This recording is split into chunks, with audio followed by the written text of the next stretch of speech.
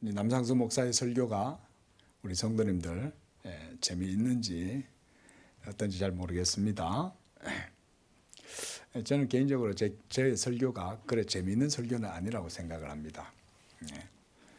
왜냐하면 자꾸 우리 성도님들을 생각하도록 하고 자꾸 이 문제의식 속에 자꾸 이렇게 이제 끌고 들어가는 것 같고, 그래서 그냥 한 주간 세상 살면서 피곤하고 힘든데 좀 교회 와서 좀 영적인 또 마음에 좀 쉼을 얻고 싶은데 설교를 통해서 계속 이 뭔가 문제의식을 제기하고 또 뭔가 자꾸 생각하게 하고, 그래 자꾸 또 듣고 보면 은근히 또 남상수 목사님은 또 내가 잘 모르는 것처럼 자꾸 막 모른다고 자꾸 그러는 것 같고, 이런 얘기를 자꾸 듣다 보면 뭐 그래 재미가 있겠냐, 제가 스스로 한번 그런 생각을 한번 해봤습니다.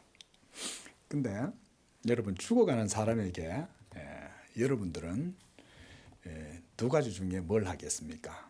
첫째, 클래식 음악을 들려준다. 둘째, 제세동기를 가져와서 전기에 충격을 주고 그래서 천둥과 같은 소리를 그 귓전에 울려서 흔들어서 깨운다. 자, 어느 게 맞습니까? 죽어가는 영혼들에게 클래식 음악을 잔잔하게 들려주고 자장가를 불러주면 어떻게 될까요? 깨어나지 못하죠. 자, 우리가 요한복음을 계속 보고 있는데 여러분, 예수님의 문제의식이 뭡니까? 우리가 계속 요한복음을 지금 한 절씩, 어떨 때는 한 절 가지고 막 이렇게 오래도 하고 이런 식으로 하는데, 예수님의 문제의식에 대해서 한번 생각해 보셨는지 모르겠어요. 예수님이 뭔가를 하실 때는 이유가 있고 목적이 있지 않습니까? 왜? 무엇 때문에 예수님은 이렇게 사역을 하시고, 또 예수님이 지금 우리 요한복음에서 하신 이 모든 말씀들의 의미가 무엇이고, 우리가 당연히 요한복음 강의를 들으면 그것에 대한 의식을 우리도 사실은 가지고 있어야 되는 거죠. 예수님의 문제의식, 가장 핵심적인 문제의식은 바로 사망, 데스, 그 다음 생명, 이겁니다. 예수님께서 지금까지 이 한 송이 국화꽃을 피우기 위해서 이처럼 온몸으로 이 공생의 사역을 감당하고 계시는 것은 바로 사망의 그늘에 앉아서 슬퍼하고 탄식하는 우리 인생들에게 하나님의 참 생명, 이 한 떨기 한 송이 꽃을 피우기 위해, 서정주 시인은 서쪽새는 밤새도록 봄부터 울었다, 이렇게 얘기하는데, 예수님도 마찬가지로 공생의 기간 동안 그와 같이 온 몸으로 우리를 섬기신 거예요. 죽은 영혼에 하나님의 참 생명을 주시기 위한 과정을, 그래서 우리는 지금 요한복음을 통해서 보고 있는 거예요. 요한복음 전체는 바로 예수님이 어떻게 생명을 잉태하고 생산하시는지를 우리가 볼 수가 있는 것입니다. 그래서 이렇게 말씀하죠. 한 알의 밀이 땅에 떨어져 죽지 않으면 열매를 맺을 수 없다. 또한 나는 생명이요 부활이니 나를 믿는 자는 죽어도 살겠고, 또 죽은 자들이 하나님의 아들의 음성을 들을 때가 오나니 그 아들의 음성을 듣는 자들은 죽어도 다시금 살아나리라. 예수님은 계속해서 이 말씀을 하시는 거죠. 자, 여러분, 영적이다, 우리가 스피리추얼하다, 이런 말 쓰잖아요. 세상 사람들이 많이 씁니다. 요즘은 또 이 포스트 모더니즘, 또 우리가 종교 다원주의 시대다, 이러다 보니까요, 요즘 보니까 이 드라마 같은 거를 제가 한번 보거든요. 보면은 그 영적인 어떤 그런 문제들, 막 이 귀신이나 이런 것들에 대한 내용들이 굉장히 많이 나오더라고요, 요즘. 그런데 그런 것들이 너무 이 대중들의 기호에 아주 잘 맞게 또 이 작가들이 하고 연출도 아주 그래요. 그 귀신들이 막 이렇게 아주 그 사람들이 재미있게 그렇게 묘사를 해주더라고요. 저는 뭐 그 큰 의미 부여하지 않습니다. 뭐 귀신의 문화다. 그래서 그런 드라마는 보면 안 된다. 뭐 그런 거 크게 저는 의미 안 둡니다. 왜 그런지 아세요? 하나님의 생명이 있는 사람들, 진리에 있는 사람들은요, 그런 거 조금 더 신경 안 씁니다. 드라마에서 뭐 귀신이 나오고 귀신이 뭐 어쩌고 저쩌고 뭐 이런 게 아무리 많이 나와도요, 그거요, 영적으로 살아있는 사람들한테는 아무것도 아닙니다. 아무것도 아닙니다. 뭐 그런 것 가지고 뭐 포스트 모더니즘이 어때 가지고 막 너무 이렇게 우리가 경기를 일으키고 사탄의 문화가 어떻고 저떻고. 여러분, 예수님이 이 세상에 다시 오시는 이유는 세상이 사탄의 문화에 젖어 있으니까 오시는 거예요. 사탄의 문화는 결코 우리가 완전히 제거할 수 없어요. 우리가 오히려 포커스를 맞춰야 되는 것은 예수를 더 알고 진리를 더 알고, 그렇게 해서 우리의 신앙이 어떤 건지를 바르게 아는 게 훨씬 더 중요한 거지. 자, 여러분, 그런 의미에서 우리가 영적이란 말의 의미를 좀 생각해 볼 필요가 있죠. 영적이란 뭐냐? 우리가 이런 말을 많이 쓰지 않습니까? 우리 성도님들도 영적이다 이런 개념들을 가지고 있는데요. 여러분, 여기에서 여러분들 예리한 분별력이 필요합니다. 자, 꿈, 예지몽 뭐 이런 말들 쓰죠. 환상, 오라클, 신탁, 예언. 자, 여러분, 이런 말들은 모두가 다 영적인 것입니까? 이런 말들이 영적이라고 생각하시는 분들이 있다면 모두 다 오해를 하고 계시는 겁니다. 그건 영적인 게 아닙니다, 여러분. 엄밀히 말하면 좀 학술적으로, 학문적으로, 과학적으로 얘기하면 그것은 인간의 육체와 정신이 작동하고 충동한 것이다, 이렇게 보면 돼요. 모든 심리적인 요인은 여러분 사람의 육체에서 나옵니다. 육적 사고방식, 여기에서 모두 다 나오는 거예요. 산물이에요, 그런 게. 그런 건 영적인 게 아니에요. 제가 그래서 오늘 말씀을 전하면서 초두에 여러분들께 이 영적이란 것이 무엇인지에 대한 성경적인 바른 개념을 정확하게 좀 정의를 해드리고 넘어가도록 하겠습니다. 영적이란 말의 의미, 그것은 먼저 살아있다는 개념입니다. 살아있다. 살아있어요. 자, 생명이란 말이죠. 자, 그래서 그것은 실체적이고 본질적이며 객관적이란 말이에요. 좀 이제 용어를 좀 정의하기 위해서 이렇게 표현하는 겁니다. 실체적, 본질적, 객관적. 실체와 본질, 그리고 객관적이고 보편적이다, 이런 속성들을, 그리고 이런 특징들을 가진 것이 무엇이 있어요? 우리 사람은 실체입니까? 사람은 본질입니까? 사람은 또한 객관적입니까? 보편적입니까? 이 네 가지 다 해당되지 않죠. 우리 사람은 여기에 완전하게 해당되지 않습니다. 여러분, 진짜 실체는 하나님밖에 없죠. 진짜 본체는 하나님밖에 없습니다.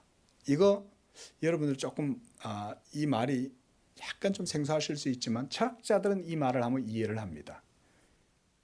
철학자들은 인간이 실체가 아니라는 걸 알아요. 철학자들은 인간에게 본질이 없고, 그리고 인간은 객관적일 수 없고, 그걸 압니다. 철학적으로 알아요, 그들은. 그러면 진짜 실체, 본질, 객관적이고 보편적인 것은 뭐냐? 그런 속성과 특징을 가지고 있는 게 뭐예요? 그걸 바로 우리가 영적이라고 하는 거예요. 그건 바로 하나님의 말씀밖에 없어요. 그러니까 하나님의 말씀이 영적인 것이다, 이렇게 우리가 보면 그때부터는 이제 우리가 그동안 이해하고 있는 개념, 영적이라고 하는 그런 막연했던 개념들이 싸그리 다 사라지는 거예요. 사라지고 바른 개념이 이제 우리에게 세워질 수가 있어요. 보세요. 그러니까 영적이란 말의 이 실제적인 의미는 바로 그 하나님의 말씀과 직접적으로 관련된 것들을 영적인 것이다, 이렇게 말하는 거예요. 여러분들의 삶에서 하나님의 말씀과 여러분은 얼마나 관련이 있습니까? 그 관련도가 높을수록, 그 강도가 강하고 그 깊이가 깊을수록 여러분들의 삶은 더욱더 영적인 삶이 되는 거예요. 근데 그 하나님의 말씀과 거리가 멀어, 생소해, 잘 이해도 안 되고 하나님의 말씀에 대한 믿음도 별로 없고 이러면 나는 별로 영적인 사람이 아닌 거예요. 조금 영적인 사람인 거예요. 약간 영적인 사람. 하지만 영적인 깊은 곳에는 아직은 나아가지 못한 상태. 그런 거죠. 그래서 우리가 보세요. 하나님의 말씀을 믿을 때 그래서 그 믿음을 영적인 것이라고 말하는 거예요. 자, 이제 정의가 되셨어요? 우리가 스피리추얼하다, 영적이다 라는 말은 하나님의 말씀을 믿는 믿음이 있을 때만 그것을 영적이다 이렇게 말해요. 이걸 여러분들이 이 개념을 정확하게 이해를 해 놓으시면 여러분들 속에 자리하고 있는 세속적인 잘못된 이상한 모호한 그런 개념들 싹 다 안개처럼 다 사라집니다. 그 말씀을 믿음으로 살아가는 삶을 그러면 무슨 삶이라 하겠어요? 그런 삶을 영적인 삶이라고도 하는 거죠.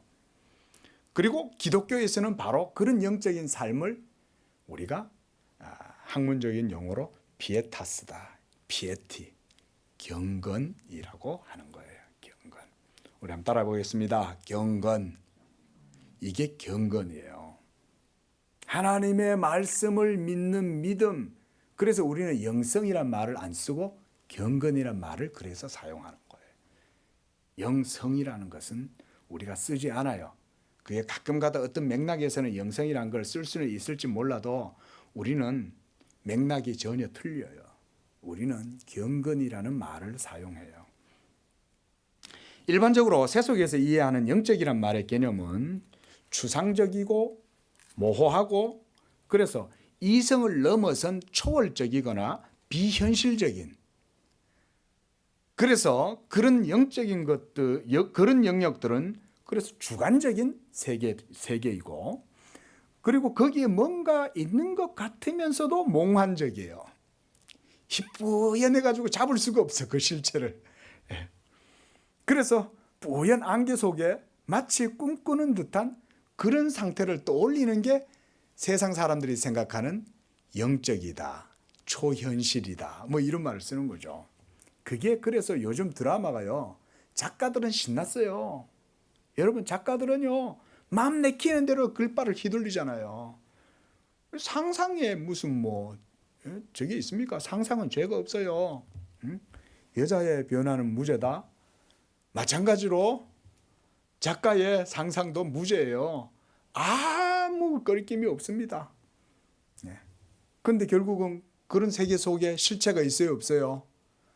실체가 어디 있어요, 거기에? 예? 모두 다 상상이잖아요. 만들어내가지고. 그러니까 이런 모든 말들, 이런 상태들은 그 자체로 사실 아무런 의미가 없다는 말과 같은 거예요. 그것은 진리가 아니고 그저 어떤 기계적이고 정기적인 충동과 작동에 불과한 게 사실은 세속적인 어떤 영적이다라고 하는 그런 개념이에요. 사람들이 가지고 있는 그런 개념들. 사람들의 종교성도 마찬가지죠. 기계적이고 정기적인 작동과 충동이라니까 조금 생소한 표현 같죠. 여러분 꿈을 꾸실 때 그 꿈은 몸의 반응이라고 보시면 돼요. 모든 것들은 하나님이 창조하신 이 놀라운 정밀한 기계, 우리 몸에 의해서 나오는 거잖아요. 몸은요 놀랍습니다. 그런데 우리 성도들은요 이 몸을 잘 아셔야 돼요. 그렇게 신명막측하게 지은 몸일지라도 그 몸은 무슨 몸? 사망의 몸. 사망의 몸. 이거를 알아야 예수 복음을 더 깊이 있게 우리가 알 수가 있습니다. 그래서 제가 이런 말씀을 드렸어요. 자, 그래서 해밍웨이도 그런 말을 했죠. 죽은 자는 말이 없다 라고 그가 이렇게 말했어요. 살아있다면 말을 들을 수 있어서 대답을 하겠지만 죽었으니 말을 할 수 없다는 거죠. 그게 바로 우리 사람이에요. 그러나 사람이 영적으로 살아있다면 그는 살아계신 하나님의 말씀을 들을 수가 있는 거예요. 그렇죠? 그래서 좀 전에 말씀드렸잖아요. 영적인 사람은 하나님의 말씀과 깊은 관련을 가진 사람이다. 그 깊은 관련을 가지고 있는 사람은 하나님의 말씀을 들을 줄을 알죠. 예? 그 사람이 영적인 사람이죠. 하나님의 말씀을 들을 줄 아는 사람이. 뭐 밤에 자고 있는데 귀신이 나타나가지고 야 내가 너를 이 한국 최고의 무당으로 만들어주겠다 이러면서 막 귀신이 나타나갖고 웬 할아버지가 허연 옷을 입고 나타나서 예? 너 저기 가서 어디 암자에 가가지고 거기서 도 닦으면 내가 너한테 신내림을 해줄게. 이런 게 영적입니까? 이게 영적인 게 아니에요. 이런 걸 마귀적이라고 그러죠.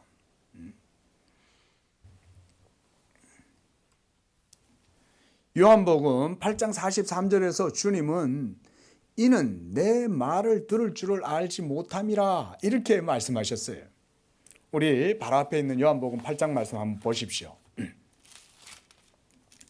요한복음 8장 43절에서 47절 말씀.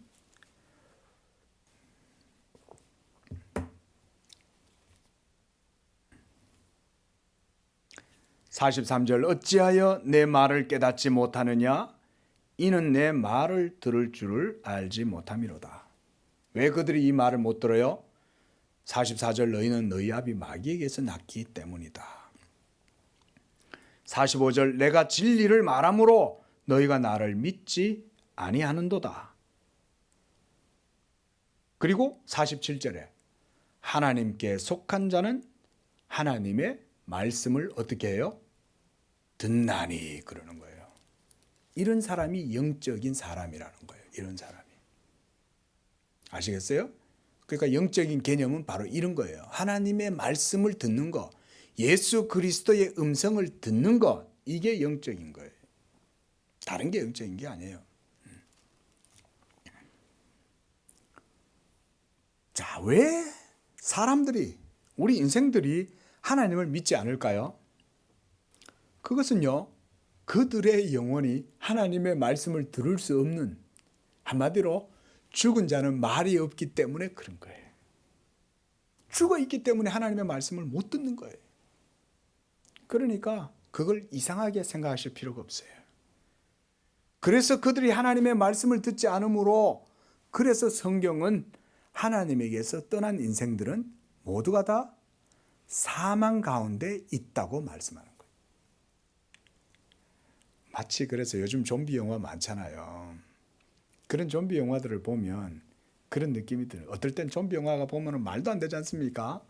근데 저는 그 좀비 영화에서 좀비들을 보면 우리 인생들이 다 저런 게 아니냐 그런 생각이 들어요. 어떻게 우리 인생들의 실제적인 모습을 저렇게 잘 묘사를 할까? 예. 그래서 이런 상태를 세상에서는 실존, existence라는 말을 쓰죠. 실존. 이 말은 현재 상태 그대로라고 하는 의미입니다. existence. 그래서 우리가 실존주의다 이러면 existentialism이라고 하죠. 실존주의. 그래서 세상에서 이 실존이란 인간의 살아있음을 주장하기 위해서 쓰는 용어이기도 하지만, 그렇다고 여러분 뭐 살아있음에 대해서 막 말한다고 해서 살아나는 것은 아닙니다. 그리고 실제로 우리 인생들은 실존 속에서 슬퍼하고 괴로워하고 고통당하고, 그리고 이 시간의 빛에 항상 이게 퇴색이 되어 가면서 점차 늙어가고 쇠하여 가는 것입니다. 우리 여기 앉으신 어르신들도 다 이런 인생의 실존을 지금까지 다 겪으면서 살아오신 거예요. 그리고 이마의 주름은 그 실존의 흔적이 고스란히 이마의 주름으로 남아있는 거죠. 자, 유명한 니체, 키에르케고르, 하이데거, 그리고 우리가 뭐 책 한번 안 읽어도 들으면 다 아는 세계적인 대문호 뭐 섹스피어니, 해밍웨이니, 톨스토이니 이 모든 사람들은 다 죽었습니다. 그게 바로 실존입니다. 아무리 장황하고 대단한 문학 작품을 남겨도 인생은 다 죽어요. 그래도 후세대들은 그 글을 보고 거기에 의미를 부여하고 인생을 노래하죠. 그러나 그것조차도 성경은 의미가 없고 무의미하다고 말해요. 허무하다고 말합니다. 그것조차도. 그래서 성경은 인간의 실존을 이렇게 말해요. 너희는 아침 안개니라 이렇게 말합니다. 아침 안개. 그 다음에 모든 육체는 풀의 꽃과 같다 이렇게 사도 베드로도 말씀하죠. 그리고 모세는 시편 90편에서 우리 인생의 실존을 이렇게 묘사합니다. 제가 읽어드리겠습니다. 자, 보세요. 우리 어르신들은 잘 들어보세요. 푸른 아침에 꽃이 피어 자라다가 저녁에는 시들어 마르나이다. 우리는 주의 노에 소멸되며 주의 분내심에 놀라나이다. 우리의 모든 날은 주의 분노 중에 지나가고 우리의 평생이 순식간에 다하였나이다. 우리의 연수가 70이요 강건하면 80이라도 그 연수의 자랑은 수고와 슬픔뿐이요 신속히 가니 우리가 날아가나이다. 세월이 화살같이 빠르다고 그러시잖아요. 어르신들은 이거 다 인정하시죠. 그래 보세요. 풀은 아침에 피고 저녁이 되면 시들어 버리는 거죠. 그런데 그 말라가는 과정에 인생이 얼마나 힘들겠어요. 그렇죠? 온통 자식들 때문에 고생하고 사람 관계 때문에 고생하고 온통 여러 가지 문제들 때문에 찌들려 가지고 죽지 못해 살잖아요. 그러다가 수고와 슬픔만 겪다가 사는 거. 그게 우리 인생이죠. 자, 여러분 어떻습니까? 제가 지금 이 인간 실존에 대한 표현을 이렇게 하고 있는 거죠. 자, 왜 제가 이런 말씀들을 드리는 걸까요? 그게 바로 예수님께서 이 모든 문제를 근원적이고 완전히 새롭게 회복시키고 새로운 생명과 새로운 세계를 예수님이 이와 같이 지금 이루시려고 지금 이 일을 하고 계신다는 거예요.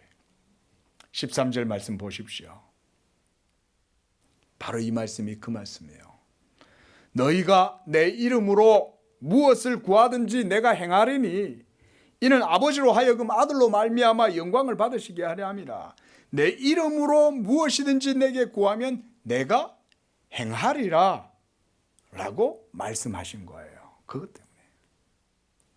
자, 보세요. 여러분 원하는 대로 여러분들이 하고 싶은 대로 계획한 대로 모든 일들이 다 이루어집니까? 다 이루어지면 얼마나 좋겠어요. 그죠? 그런데 정작 우리는 현실 속에 들어가서 그 일들을 이루려고 노력을 해보면 참 어렵습니다. 그렇죠? 왜 어려운지 아세요? 자원이 부족하니까 그런 거예요. 이 세상에 능력이 부족하니까 그런 것입니다.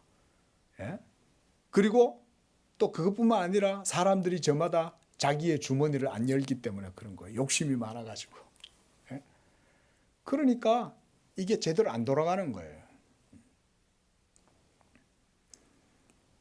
그 세상에 그런 것들이 풍성하면은 사람들이 원하는 대로 다 할 수 있어요. 그래서 사람들이 어디에 욕심을 내냐? 돈에 욕심을 내는 거죠. 모든 인생들이 다 돈에 욕심을 내잖아요. 돈만 있으면 모든 걸 다 할 수 있다는 생각을 하는 거죠. 그러나 그게 바로 우리 인생들의 연약함이 그런 데서 드러나는 것입니다. 우리가 계획한 대로 원하는 대로 뜻하는 바대로 다 할 수 있으면 얼마나 좋겠어요. 그런데 바로 그런 우리 인생의 실존적인 연약함과 부재함과 무능력을 예수 그리스도께서 완전히 자기의 이름으로 새롭게 하시겠다는 거예요.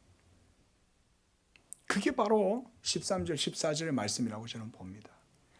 너희가 내 이름으로 무엇을 구하든지 이제 내가 행할 것이요 내 이름으로 무엇이든지 구하면 내가 행하리라.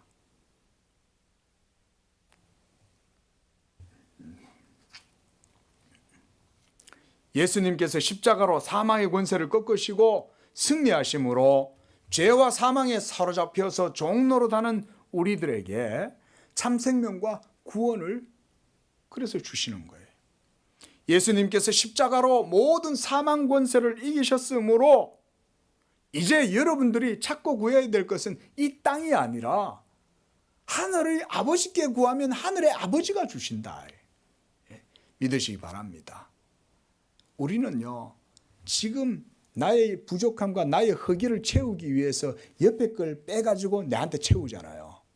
우리는 이런 방법을 쓰잖아요. 그죠? 심지어 그게 안 되니까 세상 사람들은 거짓말을 하고 속이고 남의 것을 빼앗아서 자기 주머니로 집어넣죠. 그러나 하나님의 방법은 그런 방법이 아니에요. 하늘 아버지가 만들어서 주시는 거예요. 야, 필요 없다. 옆에 벽돌 빼서 너 집 벽돌 빠진 거 채워넣을 필요 없다. 예? 석가래 빼가지고 너들 집 석가래 채울 거 없어. 하나님이 채워주신다. 하나님. 그래서 여러분, 예수님께서 지금 하시는 말씀이 그런 의미를 가지고 있는 거예요. 내가 하늘의 권세를 이제는 십자가로 말미암아 얻고 그것을 통하여 너희들이 이제는 내 이름으로 무엇이든지 구해라. 그러므로 하나님께서 이 십자가로 모든 사망 권세를 이기신 예수 그리스도를 지극히 높여 모든 이름 위에 뛰어난 이름이 되게 하신 것입니다. 이렇게 높임을 받으신 그리스도의 이 최고의 영광은 하나님 아버지께서 성령을 부어주시는 권세를 아들에게 주심으로써 드러내 보여주셨어요. 이 다윗의 열쇠를 하나님이 자기의 아들 예수님께 주신 거예요. 다윗의 열쇠.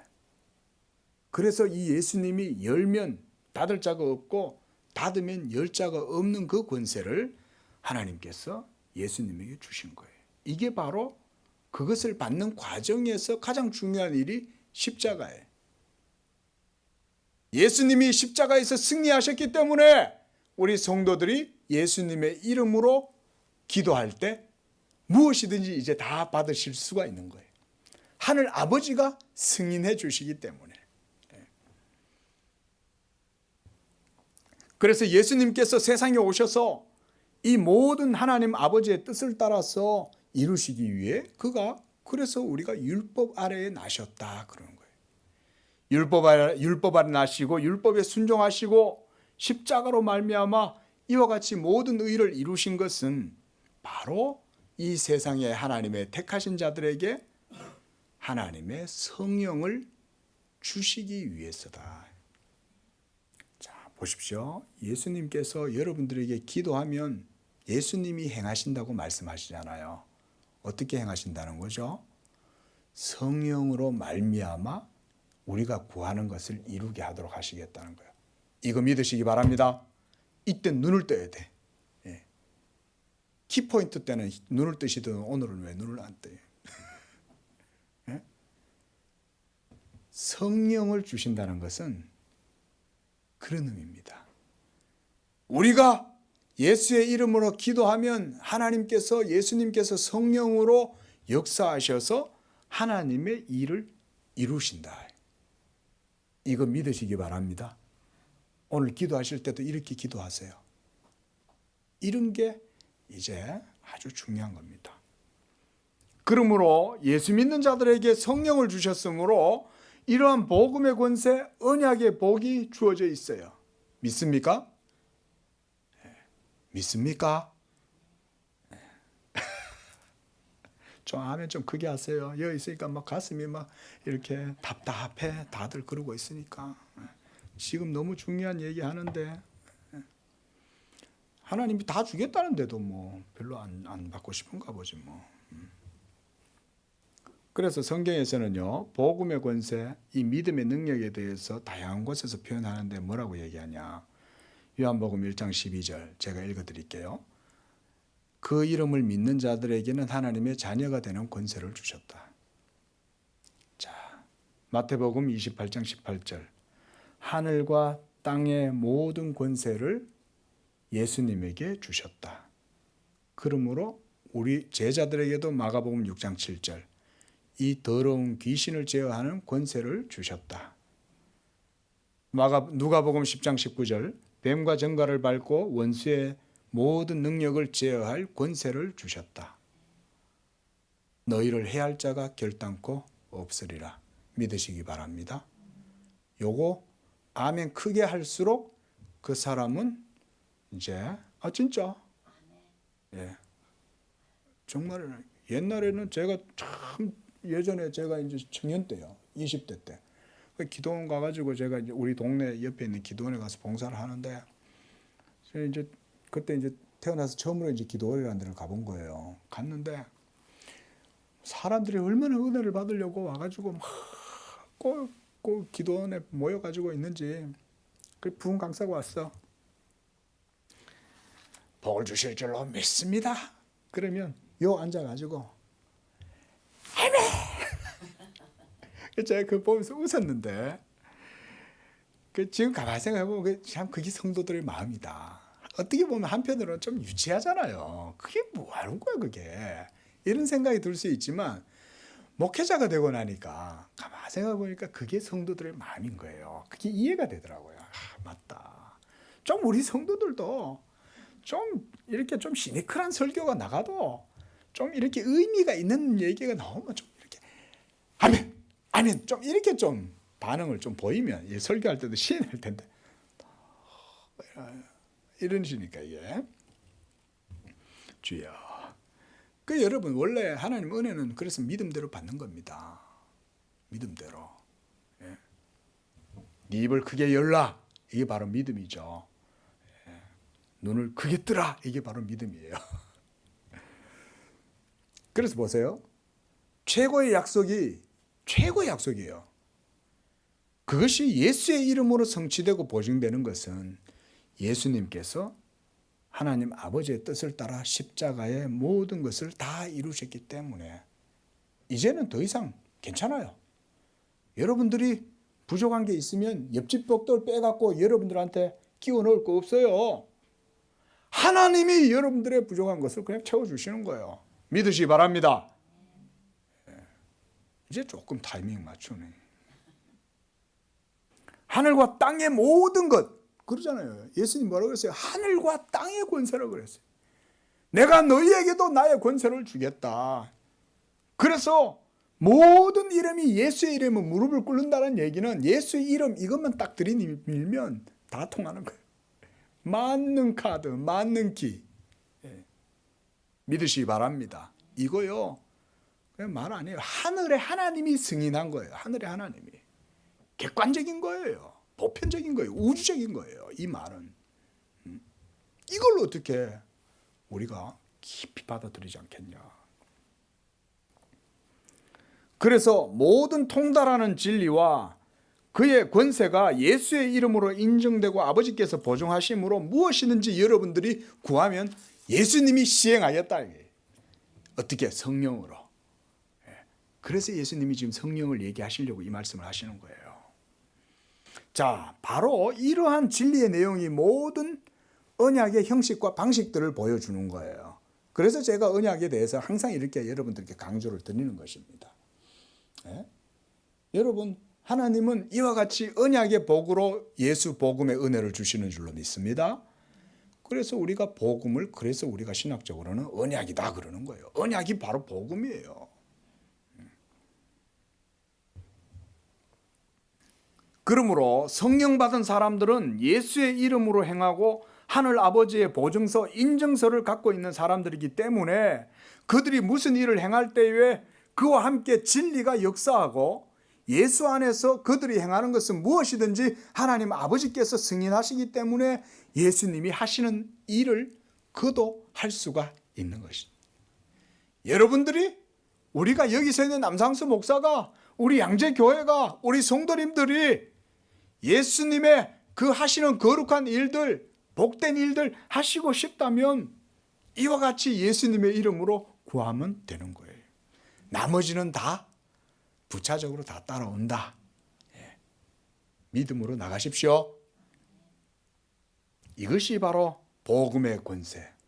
하나님의 언약의 권세다. 저는 그래서 언약의 권세라고 말해요. 아예 그냥 복음의 권세이기 때문에. 그래서 성경 속에는 이와 같이 응답에 대한 이런 기도 응답에 대한 내용이 너무나 많아요. 그렇죠? 요한일서 3장 22절 무엇이든지 구하는 바를 그에게서 받나니 이러는 거예요. 무엇이든지 구하는 바를 그에게서 받는다. 또한 요한일서 5장 15절에도 똑같이 말해요. 사도는 무엇이든지 구하는 바를 들으시는 줄을 안즉. 왜냐하면 요한복음에서 예수님이 방금 말씀하셨잖아요. 너희가 내 이름으로 구하면 내가 무엇이든지 시행하리라 그랬으니까 사도 요한은 서신서에서도 예수님의 그 말씀을 그대로 하는 거예요. 무엇이든지 하는 거예요. 무엇이든지. 작은 것이든 보잘것없는 것이든 단 악한 건 아니죠. 악한 걸 구하라는 게 아니에요. 욕심을 구하지 말라는 거죠. 예수 믿음 안에서 하나님의 선하신 뜻을 따라 무엇이든지 원하는 대로 구하라. 그래야 하면 이루리라. 이 뒤에 가서 이제 요한복음 15장 가도 예수님은 이 기도의 원리를 가지고 말씀하세요. 너희가 가지가 되어서 나에게 붙어 있으면 너희가 내 말에 거하면 무엇이든지 원하는 대로 구해라. 그래야 하면 이루리라. 또한 마태복음 21장 22절에서도 기도할 때에 무엇이든지 믿고 구하는 것은 다 받으리라. 이렇게 말씀하신 거예요. 어때요? 성경은 기도하면 하나님이 들으시고 응답하신다 말씀하죠. 믿음의 나라는 이렇게 예수 믿음 안에서 성령으로 이루신다. 한번 따라해 보겠습니다. 믿음의 나라는 예수 믿음 안에서 성령으로 이루어진다. 이걸 믿으세요. 이게 역사인 거예요. 오늘 이 말씀 믿고 나아가면, 행하면, 기도하면 성령께서 역사하셔서 사망과 무능력과 부재와 실존 속에 파묻혀 살아가는 이 세상 가운데에서 하나님은 여러분들에게 하늘의 만나처럼 내려주시는 줄로 믿습니다. 그렇게 하시는 거예요. 하나님은요. 이건 믿으셔요. 마음속에 하세요. 다짐하세요. 하나님 저 말씀 믿겠습니다. 저 말씀 제가 붙들겠습니다. 성령으로 역사해 주시옵소서. 예수의 이름에 보증서가 있다고 했으니 하늘 아버지께서 역사해 주시옵소서. 이런 믿음으로 다짐하세요. 오늘 이 말씀만 받으면 얼마나 큰 복이 임하는지 모르는 거예요. 그래서 이러한 영적인 진리와 체험은 우리 모든 성도와 주님의 사랑의 관계 안에서 그래서 이루어지는 거예요. 얼마나 복된 삶입니까? 이게 바로 예수 믿는 삶의 행복이에요. 사람들 예수 안 믿는 사람들이 이 행복 몰라요. 하늘의 비밀이 그들 가운데 있고 하늘 아버지의 생명과 사랑과 진리와 자비가 그들 가운데 있어서 예수의 은총이, 예수의 중보의 효력이, 예수 복음의 권세가, 진리가 성도들 가운데 있는 줄 모르기 때문에 이해를 못하는 거예요. 그래서 주님께서 15절에 너희가 나를 사랑하면 이라고 말씀하는 거예요. 여러분이 예수님을 믿을 때, 예수님 안에 거한다고 할 때 그것은 바로 여러분들과 예수님과의 관계가 성령 안에서 사랑으로 이루어지는 것을 의미해요. 예수님이 이제 성령을 얘기하십니다. 자 보세요. 설교 초대에 말씀드렸죠. 예수님이 봄부터 그렇게 한 송이 꽃을 피우기 위하여 그렇게 몸부림치시는 것은 이유가 뭐냐? 왜 그토록 공생애를 통해서 예수님은 그렇게 몸부림치셨냐? 바로 우리에게 성령 주시기 위해서 그렇게 합니다.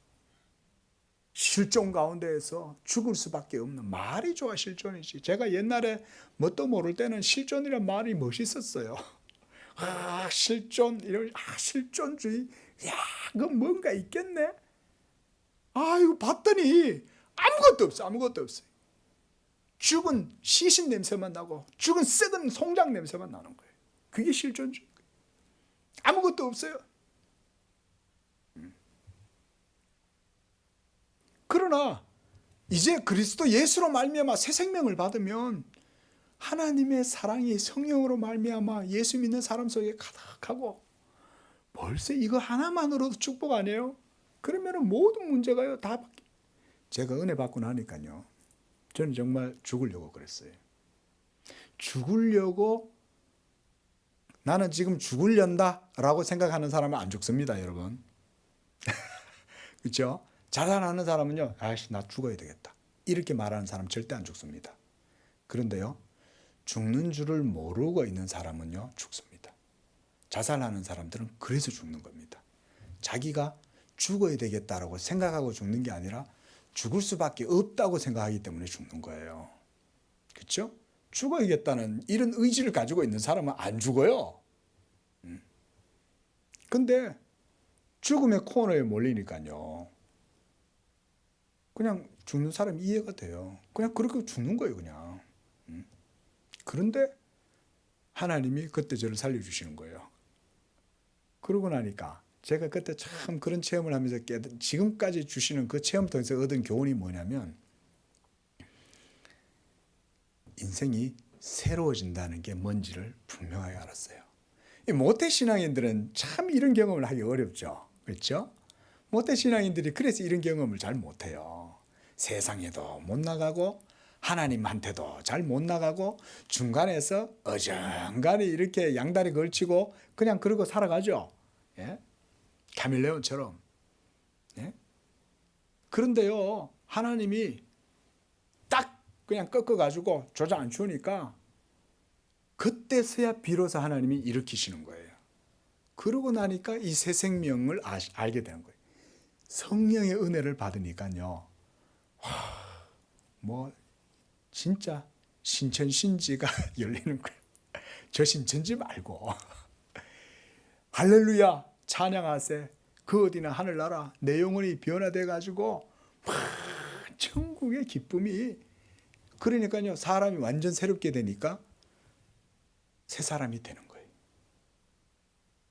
그때부터 하나님과 동행하기 시작하는 거예요. 하나님의 은혜가, 하나님의 빛이 모든 삶에 비치니까 즐겁고 행복하고 그냥 가만히 있어도 그냥 에너지가 넘치는 거예요.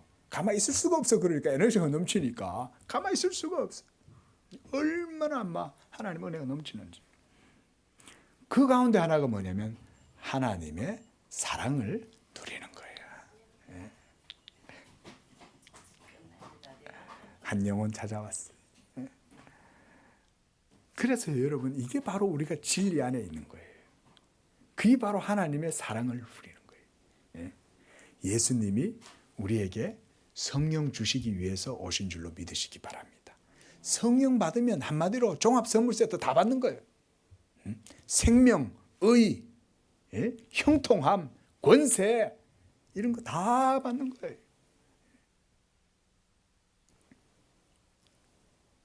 그래서 사랑하지 않는데 예수 안에 있을 수가 없고, 사랑 없는 믿음의 관계는 거기에 영적으로 뭔가가 병이 들어있는 거예요. 우리가 예수님을 믿는데 내가 사랑하지 않아. 그러면 내 믿음이 지금 신밥이 식은 밥이 되어 있는 거예요. 식은 밥이 되어 있으면 어떻게 돼요? 좀 있으면 자칫 곰팡이가 필 수 있어요.